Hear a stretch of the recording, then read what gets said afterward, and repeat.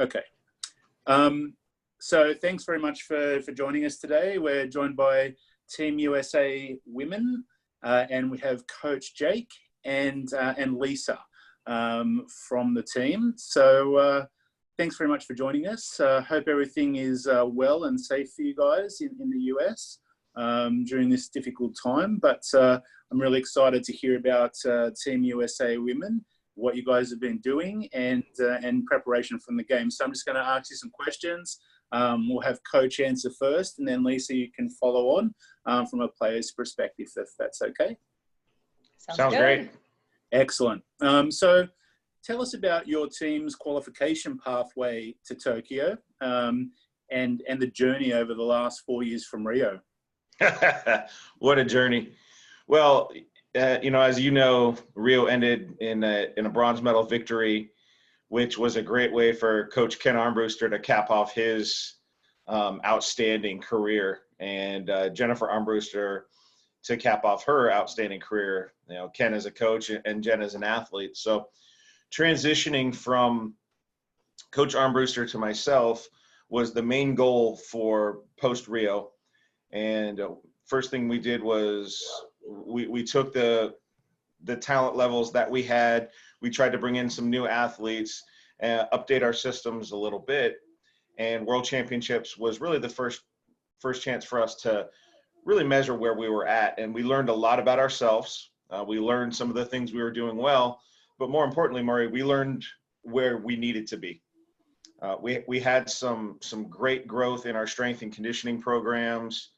The addition of a resident training center was huge in our development. But when we got onto the court, we had some great moments. We had a big victory over China, and we learned a lot in some of our defeats there as well. And it was all for the better. We learned that our talent enough, our system enough, wasn't going to put us over the edge. And so we needed to really concentrate on playing free and playing with confidence at all times. And that really, in the last couple of years, going into the IPSA qualifier last year, that was the big difference in watching the ladies play at their highest level. And we had a great IPSA qualifier. It was in Fort Wayne, Indiana, which is where we have our training center. So that was a huge advantage. We had a great home crowd, friends, family, and that really was a huge motivator for us. But the girls, they play phenomenally well. And to earn a silver medal there with a tough loss to a great China team was enough to get us into the Tokyo Paralympics. And then we finished off the season on a real good note, losing in overtime, earning a silver medal to Brazil in the Pan Am Games, and then finishing with a victory over Japan in the test event. So it was a great way to cap off our season last year, and we were firing on all cylinders heading into 2020.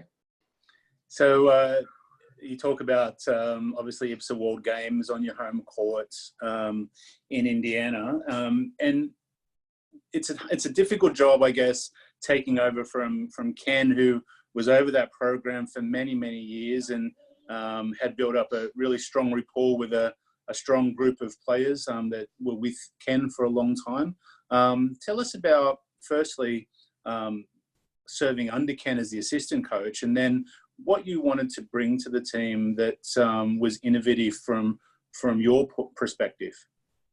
Sure. Well, it actually was really easy to transition. Coach Armbruster was an absolute master at structure, creating a system, and really getting the athletes to buy into that system and execute it extraordinarily well. And that was a recipe for success for a couple decades. And so with everything that he had done well, I was handed a really nice situation. And the only things I wanted to do was take some of my ideas, advancing the game just a little bit, getting some more movement involved, a little bit more offensive creativity, which would allow us the opportunity to really take advantage of some of the skills of our up and coming players like Ileana Mason, Amanda Dennis, in conjunction with our veterans who were returning with Asia and Lisa. And so we really were taking the best of both worlds, and we were able to transition that way, you know. So for me, again, like I said, I mean, Ken set the pathway, and he made my job as a transitional coach very, very easy. Yeah, fantastic. Certainly a man with a ton of experience and very well respected in the sport. And yeah, it's good to see that he was able to be sent out with a medal and having a great experience. But we're all excited to see what brand of goalball the USA women's team bring to Tokyo. And Lisa, you've been through quite a journey over the years as a senior member of the team and someone who's been in that squad for quite a number of years. Can you tell us a little bit about how the transition's been for you in, first of all, changing coaches from a national coach that you've had for a long time to now being coached by your husband, which is also another aspect of interest?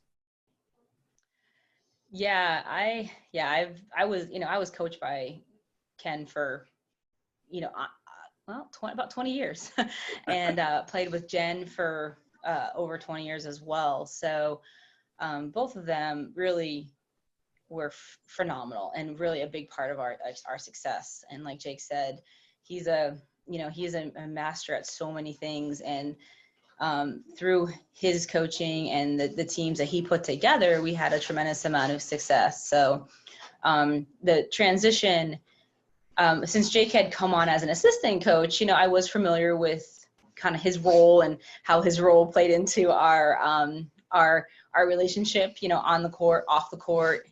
And so when he was given the opportunity to move into a head coach role, I was really excited for him because this is something that he'd been really dreaming of. And to see him be able to take the reins and, lead our team to the next step in a couple different ways was really awesome. It makes me very proud to see him be so successful and to be able to live out his dream of being the national team coach for a USA team. Yeah, I think it's great. And we just talked to USA men earlier this morning, and Coach Young had a very different, experience and kind of being thrown in the deep end, where you've been fortunate in the way where you've been able to be with Ken and be with the team now for an extended period of time before you were the head coach. So it's interesting, the differences that coaches have to face in this qualification process. Lisa, tell me about the history of goalball in USA. Obviously, you've been a part of really, really successful teams over a long period of time. Tell us what the history of USA women's goalball means to you.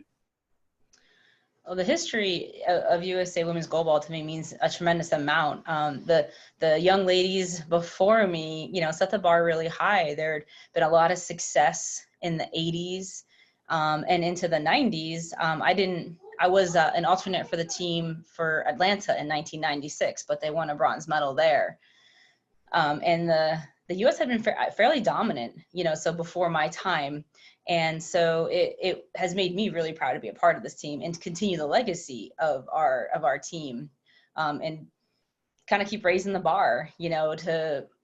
I want people that the young women out there that are coming into goalball to see the legacy that I'm leaving behind now, that they can see and they can be a part of it and want to be a part of it. I want to motivate them to be a better goalball player, to be a part of Team USA, and to be a better person overall, because sports has such a major impact on your life, So it's been a real honor for me to be a part of the legacy that we've continued to live up to, since the 70s. It's pretty cool.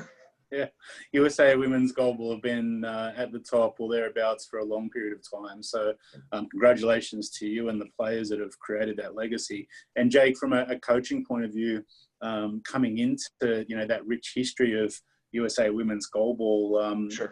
Tell me about the pressure and I guess the ability to be able to uphold that and be that consistent team, yet going through some changes in personnel and in style, obviously.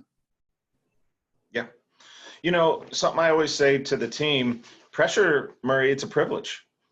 You know, and the ability to be put into a situation where you are upholding a legacy and the most successful goalball team in Paralympic history, world championship history.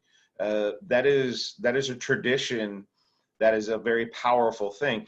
And it's a great motivator. I tell you what, you know, on days where, you know, maybe we feel a little lackadaisical, maybe don't feel like training.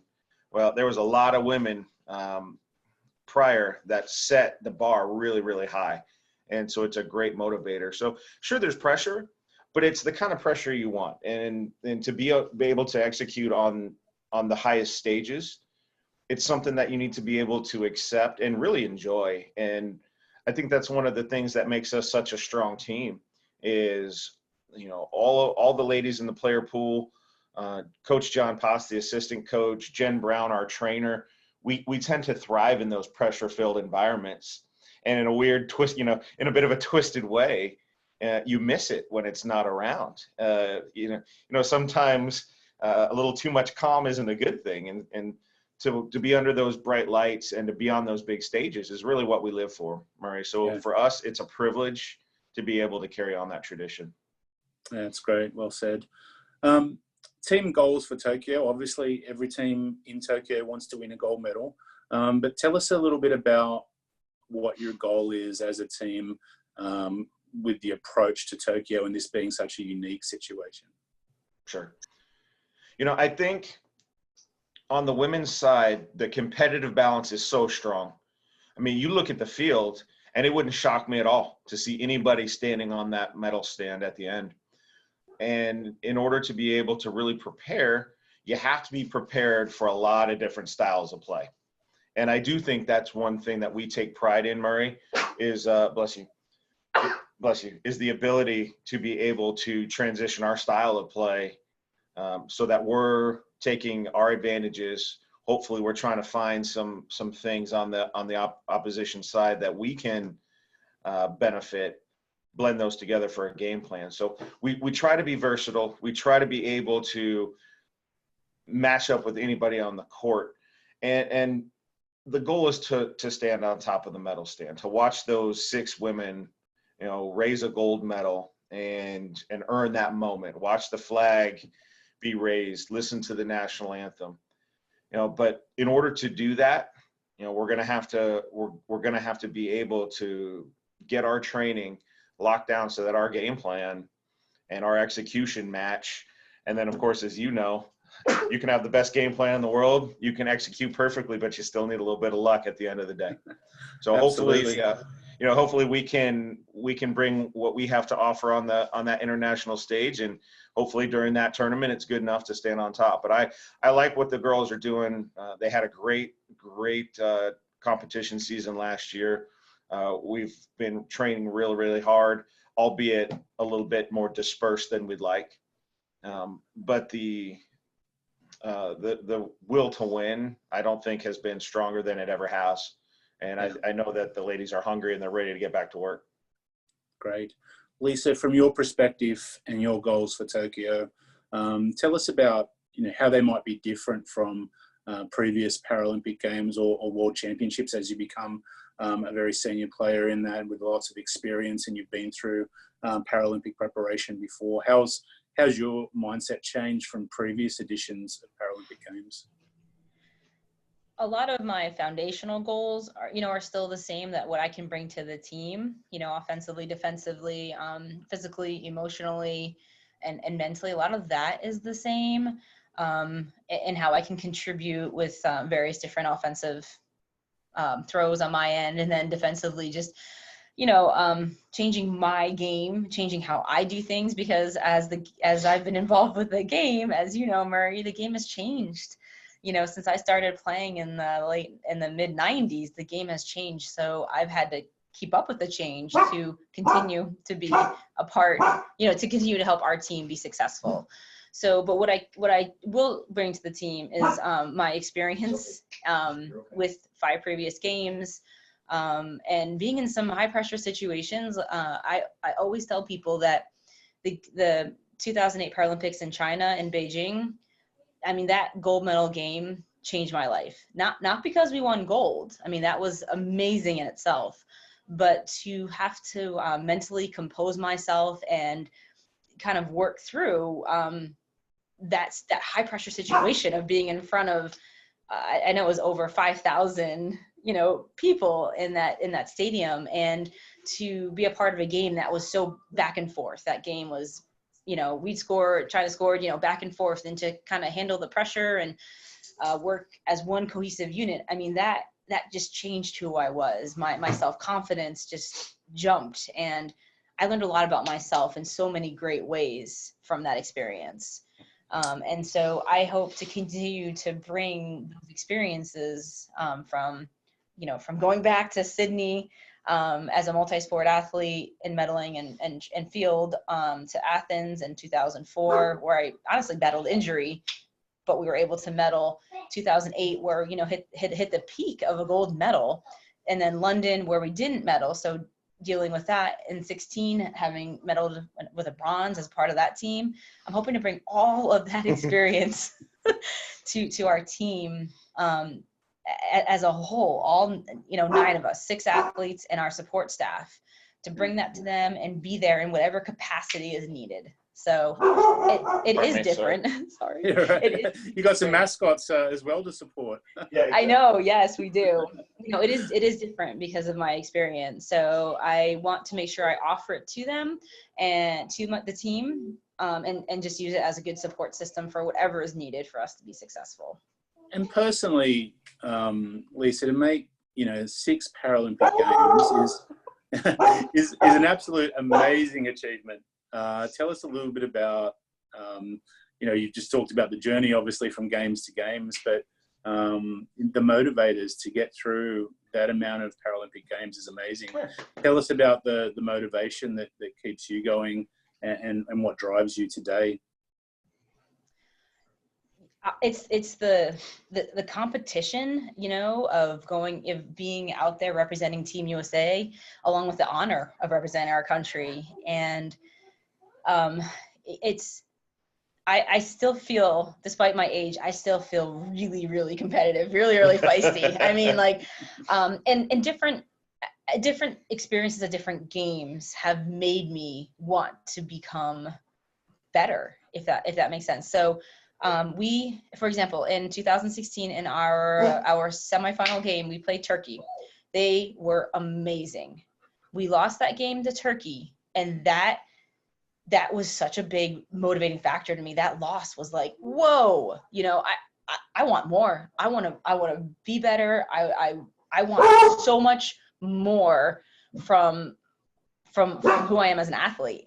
So my motivation is just my grind. I want to be on that podium again, and I want the team that I'm with now to experience that amazing moment of hearing our national anthem. So I am so driven to not let my age and, your body begins to wear, get in my way. I want to be better every day because I want to be a part of Team USA, and I want to hear our national anthem. Yeah, well, congratulations to you. Going through 6 Paralympic Games, as I said, is a massive achievement, and I'm sure that Team USA in the women's side will be much more beneficial for your experience being in those situations of real pressure at times where that also happens off the court as well, and the grind that it gives to athletes off the court. Yeah. And we all know that goalball is a very mentally challenging game, and that level of experience can't be duplicated. So I'm sure that your team will be thankful to have you on the court. Let's talk about team strengths and culture. Coach, tell us about what you think Team USA's strengths are and what culture you've tried to create in that squad. Sure. One of the phrases, and I mean, you know me very well, Murray. I've got a phrase for everything, right? One of the phrases that we use with our team moniker is "we before me," and it's real simple.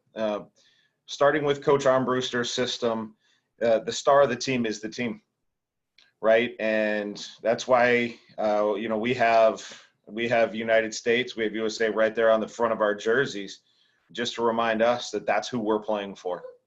And to be able to wear that uniform is such a source of pride for the team. And that culture has been spread down from so many years, whether it was Coach Sharon Gunderman, in the early 90s, to Coach Armbruster, and now myself. That uniform sets the tone. And so that really is, anybody who wants to be a part of that process, they understand the work that needs to go into it. And so that we before me mentality really starts our whole cultural mindset. But then something that I've been really fortunate to have, again, phenomenal veteran leadership. You have Lisa in Asia, multi Paralympic attendees, but then you also have Amanda Dennis and Ileana Mason, married by Huking, who've also now been to many international competitions, and they bring their own leadership, their own sense of calm on the court. And so to be able to have those blends of different levels of veteranship with newer athletes, that culture continues to be passed down. And now, similar to the All Blacks, it's the players set that tone. And look, if you're not holding up your end of the deal, you're going to hear from Asia, you're going to hear from Amanda. And that's the way I want it. If it gets to me, we got a big problem, because in order for a situation to arise to get to that top level, something serious had to happen. But again, I have a wonderful group of women who are absolute hard chargers. And so they really help, maintain our culture. And it really is team first. And then it's just a level of excellence that we will not compromise on. And Lisa, from a player's perspective, obviously being in many teams, many cultures, and you talked about, how as you progress through your career, and I think this is a good story to tell, is your role in the team changes, doesn't it? And Mm-hmm. where you might have been, the leading offensive player at the beginning or during a part, or you might have been the center and in charge of the defense and on-court things. As you kind of grow older, your role changes and you become, that off-court leader to some degree, and you become that kind of that team mentor to younger players coming through. Tell us about that culture for you right now. Where does it sit? I have really, honestly, I embrace whatever role that I am that I'm going to play. So I go out every day trying to be a better player, to contribute whatever I can to the team. But if my role is to come off the bench, awesome. If my role is to be a starter, awesome. I am very comfortable with however I can help our team. It takes the whole team, all 9 of us, to be successful. So whatever my role is, I am very comfortable with. That's a good attitude to have, and I think that's how you play a long time, is to be that flexible component of a team that is moving and has moving parts. And even from now to where Tokyo will be in 2021, and we're a year to go, people's roles will change during that next year as well. So still a lot to go. Coach, from a question that everybody's interested in is, how has COVID-19 coronavirus affected and impacted in your preparation as Team USA? Well, the most obvious answer is our location. Right now, we'd be talking in Tokyo. Yeah. It was like it was for everybody else in the world. It was something that came up really sharply, and you were trying to figure, okay, this little temporary thing, this bleep, on the radar, and suddenly that temporary thing turned into a little bit of a longer stretch. And then, it looks like we're going to miss, the Lithuania tournament. Okay, well, we'll miss one tournament and we'll get back onto training camp. And then it got bigger. And then you started hearing stories about how fast it was spreading. And then it took over the world, and it became so much more about sport, and it became about people. And the disappointment of not being able to compete in Tokyo this year, the disappointment of not being able to have a season this year is nothing compared to what the rest of the world is going through. You know, purely from a sports side, one of the advantages we have, I believe we have a very versatile group, and that's players and coaches, the ability to take this adversity and kind of turn it into an advantage. And if you spoke to Coach Young earlier today, and you know, he was in a different spot. He has more time to get to know his players now and get systems involved. Well, I felt we were ready, and I felt we were ready to compete at the highest level going into the season. So our job and our priorities switched to saying, okay, what can we do to help make sure that all 10 athletes in our player pool, that all the coaches are handling this thing properly. We can't get on the court together, so what can we do? We can work on teamwork. We can work on the sports psychology piece of the process, get our minds sharper, work on video study. So there was always something you can improve upon, and we were able to take advantage of those. But we also now have a bit of an advantage having our resident training center in Fort Wayne, Indiana, Murray, and the folks at Turnstone have been so accommodating that they've basically created a bubble for us. And so we are able to return to some training in a small capacity, but with a completely sterile environment, no outside individuals. All the players were tested and have maintained more or less a quarantined environment. So we have been able to get back onto the court. We have been able to get strength and conditioning back into play. Not everybody, but a few of our athletes. And now the girls that are across the U.S. and for, you know, some of our other athletes who are, you know, currently internationally, they're figuring out ways to get their own training in. And that's where that trust goes back into play. I have all the faith that my team is training the way they need to. And when we have the ability to get back together as a group, I think we're going to be that much better for it. And, you know, there's silver linings all over the place. We got to spend more time with our son, who you might have heard asking for a snack over there. Clearly you heard our dog. We've got to spend more time with her, and we actually took a vacation. First one of those in a year, you know, so you got to look at the opportunities that this has given us. And again, just be thankful that our friends and family are safe, and we're grinding through as a world, not just as a country right now. Absolutely. 100% correct.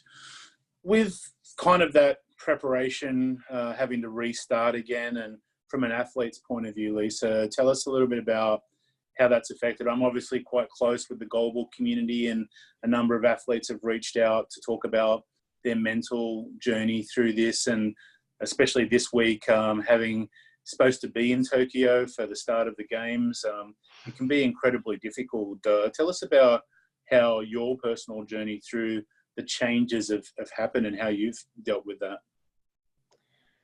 Well, I think along with most people who were planning on going to Tokyo, when they, you know, the discussion came out of possibly, you know, postponing Tokyo, I was like, no way, that, you know, how can that happen? They've never done that before.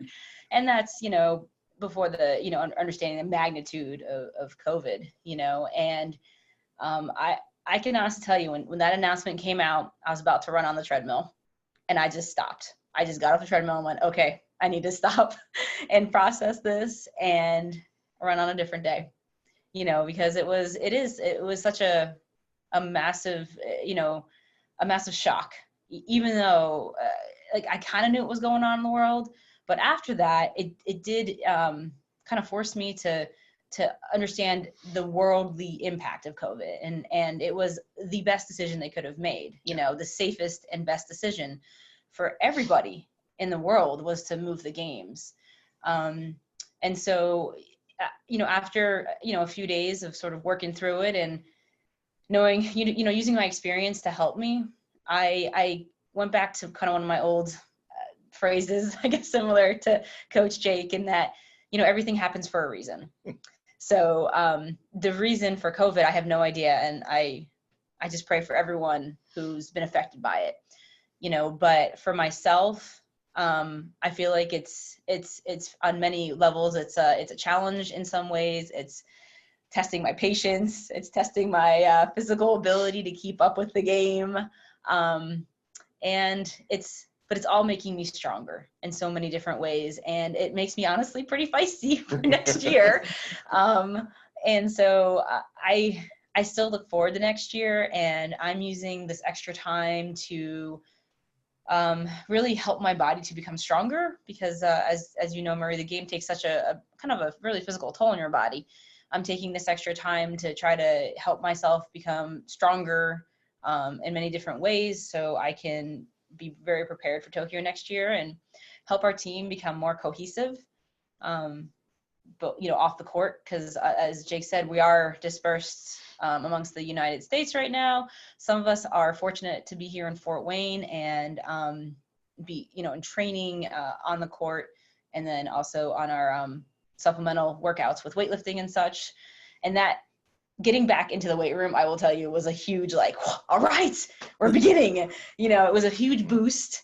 And I know it got me going, and I was like, oh, I am so ready, let's go. And so it is difficult not to be in Tokyo and be experiencing the games right now, but I know in a year it's just going to be even more amazing. Yeah, it's a sliding doors situation, isn't it, for athletes and teams? Because on the one hand, you have an experience where you might have had somebody kind of on the on the level of making the team or not making the team, and then that changes, and a young athlete coming through who can mature over a year's period. And then, you've got the experienced athletes like yourself who are so used to that regime and that, schedule. And then when it stops and you have to kind of stop and I guess take stock of what you're doing and how you're going to prepare your mind and motivation for what's going to happen in the next year. But also, like you said, for athletes who have been around for a long time and put their body through a lot of throwing themselves down on the floor and sprinting for 6 meters and then coming back, that does take its toll on yourself. And so that refresh period can be really energizing for you. And it sounds like that's what it's been.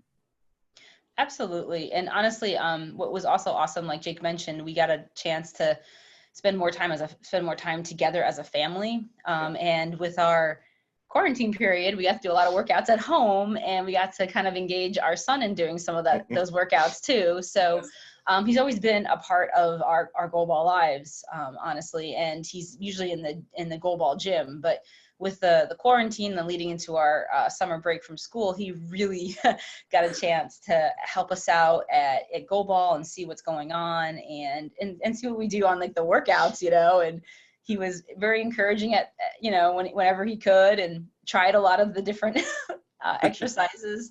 So it was really awesome to grow as a family. Yeah. That's a really important part, isn't it? When you're in the daily grind of preparation and, you've got a busy schedule with both of you together and in that environment in the training hub, you really value the time that you get to spend, with the young child. So I'm sure that's been really great for you both. It has, yeah. Yeah, great. Let's talk about the challenges of Tokyo coming up. And obviously there's the safety aspect of what will happen and how COVID will play. And, just locally here, New Zealand was free of COVID for a few months, and then it came back. And so it's always kind of, you can't be assured of it going away and staying away, and you're going to have to probably deal with some sort of staging camp into the village or something like that. How are you preparing for that? And what do you think some of those challenges will give to teams in Tokyo? Sure. With any international trip, especially a big one, as soon as you leave your house and you go to the airport, honestly, you're on somebody else's time. You're from there. It's is transportation going to pick you up on time? Are you going to be shuttled to the appropriate place? Is processing going to go efficiently? Or everything going to line up, which we know it won't inevitably. And so the teams that I believe are going to be the most successful in Tokyo are the teams that can take that adversity and take those hiccups, which we know there will be, and take them in stride and understand that there's very little at that point we control, but we control our attitude. We control our effort on and off the court. And the strength of our team is our team. And because of that cohesion, we're going to be able to push through. Is it going to be different? Sure, it is. But really, Murray, every games are different. And that's a really, really cool thing. And so who can adjust the quickest? Who can adapt to the environment the quickest? Those are the teams that are going to have an advantage. And so we've spoken about that a lot as a group. That's where that mental training comes in, both individually and then within the team mindset. And it really just goes back to understanding there's things we can control and there's things we can't. And those things that we can control, we need to be the masters of. Those things that are not in our control, we've got to let it ride. And to have that freedom, which it really is. At that point, when somebody's driving you to the venue, when your meals are being prepared for you, right? When your schedules are being being programmed, that's a pretty freeing feeling. That allows you to concentrate on training and getting ready for the next game. And that's what we're worried about. Yeah, it's the little things too, like, not having a dining room in a Paralympics. That might be the case where, you're so used to, and Lisa's been through this 5 times, and to not have a dining room, which is the centerpiece of mixing with other athletes and, the social aspect of a Paralympic Games, taking that away to some degree, might be a real challenge for some people. And I think you're 100% right. It's how teams can adapt to that new and changing environment and be flexible and mentally strong, with that focus of on-court results, where teams will really take a hold and be successful in this environment. Well, and that's it, because at the end of the day, once you get on the 9x18, it doesn't matter what the dining hall looks like. It doesn't matter what the village looks like. It's about 3 athletes, a ball, and who's going to be able to manage that environment the best. So I like our chances on the 9x18 and all the other stuff, the pluses and the minuses that you get with those big tournaments.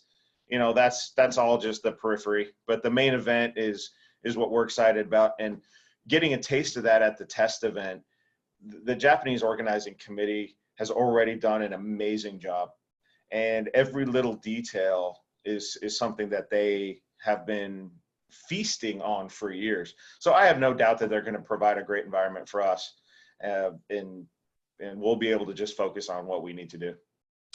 Let's talk about rivalries. Obviously, internally in your region, playing against Team Canada for a long time in a really strong rivalry, I think has benefited Team USA. When you have a tough rival, you can continually play and make each other better.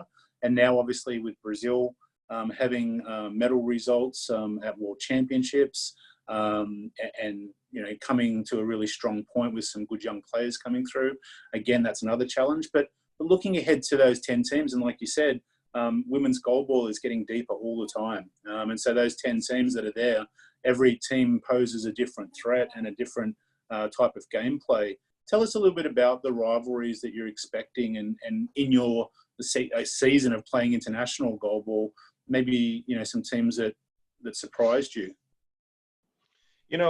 Coming from an American football background, where rivalries tended to be a lot of times on and off the floor, a lot of hatred in football rivalries.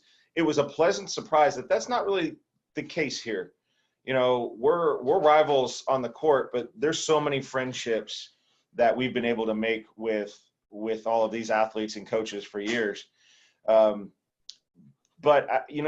what I like, and it makes it a little more intense in my opinion, but we've got a bullseye on our back no matter who we're playing, and teams are always going to play their best against us. And that historic success that we talked about is really the motivator for a lot of people. And we take that again with pride, and we know that we're going to get everybody's best shot. But what's really cool about the field that we have is every team on there, there's such a unique challenge. whether you're talking, the Asian teams with their absolute just pinpoint precision, lockdown defense, very creative offenses. And then the teams from the Americas, you have Brazil, who are just so technically sound, but they blend that with their passion.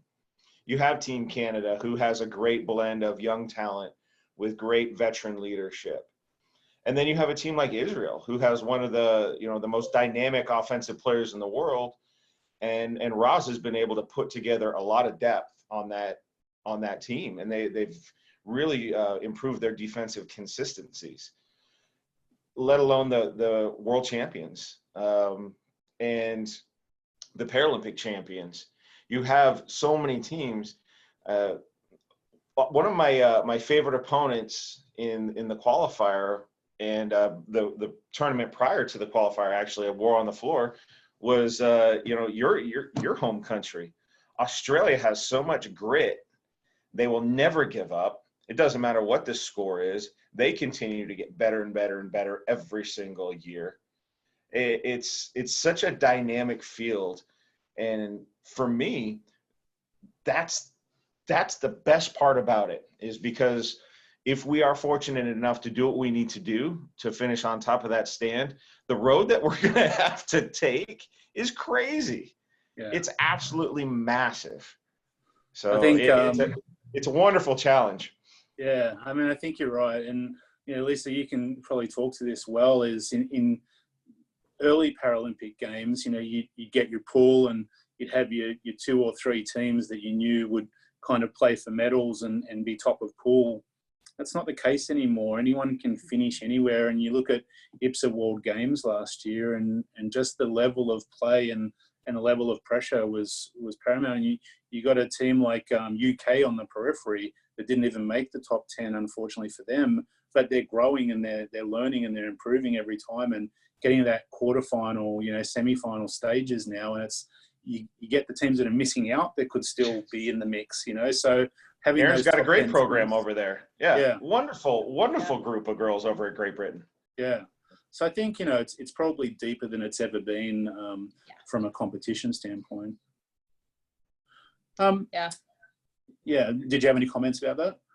I was just going to agree with you. It really actually brings my heart great joy to see how competitive the field is. It just shows how far the game has come, so it just makes me so happy to see how, again, all these 10 teams that are so competitive, and there's, a few on the peripheral that didn't make it that are extremely competitive. Women's goalball has come a long way. Yeah, absolutely. We're all excited to see the competition and the tournament take place. We'll just ask for final comments. Coach, any final thoughts that you'd like to share around the world? Well, I want to thank you, Murray. As you know, the more publicity that goalball can get, the better off we all are. I mean, we all say it's the greatest sport that not enough people have heard of.